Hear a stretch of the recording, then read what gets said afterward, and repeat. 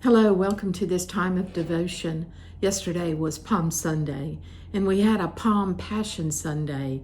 We began with a celebration and the children singing and waving palms, and then, true to the story, we see how that Palm Sunday celebration turns to a betrayal and the denial of Christ and eventually crucifixion. We are in Holy Week now. And so I want to invite you to be a part of Holy Week. There'll be a Holy Thursday service at 7 o'clock in the sanctuary, and I hope you'll be a part of it, followed by a time of prayer and meditation on Good Friday. That will be from noon until 6 p.m. The church will be open. And then Easter morning, sunrise service out at the camp meeting tabernacle. So we hope that you will join us. And then finally, Easter Sunday at 11 o'clock. We hope that you will join us as we celebrate the resurrection of Christ this Easter. I am borrowing today from Max Lucado. I am a fan of his. I think he has a tremendous way with words and is just such a beautiful writer. But he tells this story, it's sort of well known. He tells the story about being on a plane and having to fly to Atlanta one Sunday afternoon. And he said he was tired and he had planned on taking a nap, but just as soon as the man who would be the person who sits beside him sat down and began talking, he knew that there was going to be no nap. This man was quite the talker. And so Max Lucado took out a book and did some studying. And the guy sitting beside him said, "What you studying there, buddy?" And Max told him that he was studying about a discourse that he was going to provide for the church that he pastored. And of course, that set the man off. And he began talking about how hell-bound and heartsick the church was and what a terrible place it was. And he happened to be an evangelist, and he was traveling to his next church where he would preach. And he said, "I wake them up. Christians are asleep. They don't pray. They don't love. They don't care. They're too rich. They're too spoiled. They're too lazy." And he was on his soapbox criticizing Christians and the church. So Max Lucado was beginning to get a little angry. And the guy was calling attention to himself, and everybody around was listening. And Max Lucado, in his anger, and he wanted to defend the faith.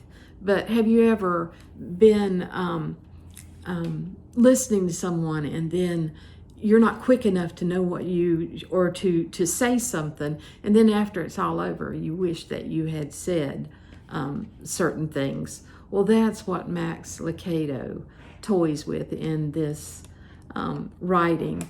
He says after it all was over, he wished that he had said this. His word would be, and he called him the bad news preacher. His word to the bad news preacher would be that God's faithfulness has never depended on whether or not we were faithful, his children. Remember the feeding of the 5,000, he said, there wasn't much faith on the hill that day. And scripture tells us that Philip was cynical, Andrew had doubts, the other disciples were negative, and nobody believed that they could possibly provide for that large crowd. Look at the disciples. The bad news preacher could easily have been speaking about the disciples. They weren't praying, they weren't believing. No one was looking for a solution. Instead, they're all there just telling Jesus to send the people away. And we can't completely say that the church does not have that problem, because we know that in fact it does.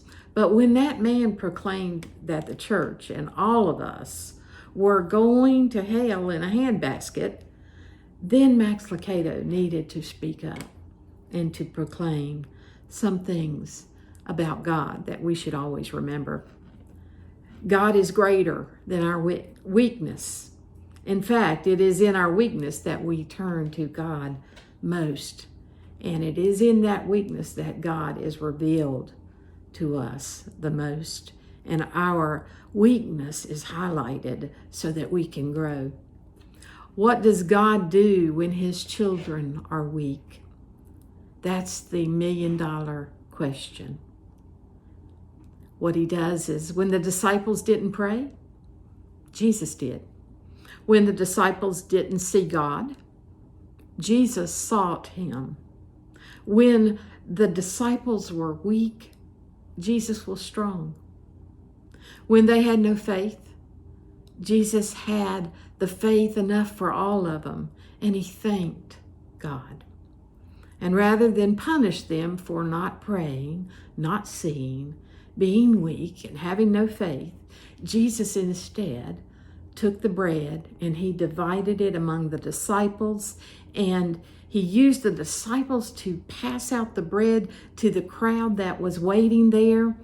Those same people that they wanted to send away.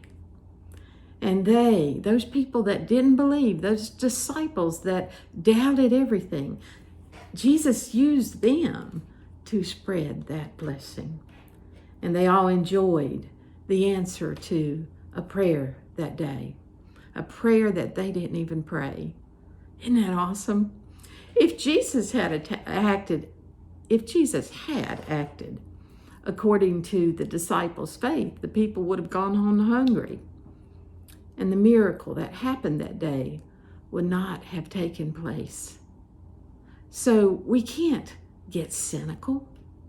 We could say that there are more mouths than bread to feed. There are more wounds than there are physicians. There are more who need than those of us who can help to serve. And there are more churches that are asleep than those that are on fire. But we can't just throw in the towel. We can't throw our hands up and say we can't do anything about it. So we can't give up on the church as the bad news preacher would. We have to trust and believe and look to Jesus. There's never failure in Christ, even when it consumes us. God is faithful, even when we are not. And that's why God is God. I hope you have a blessed evening, and I'll see you back tomorrow or at Holy Thursday. Blessings.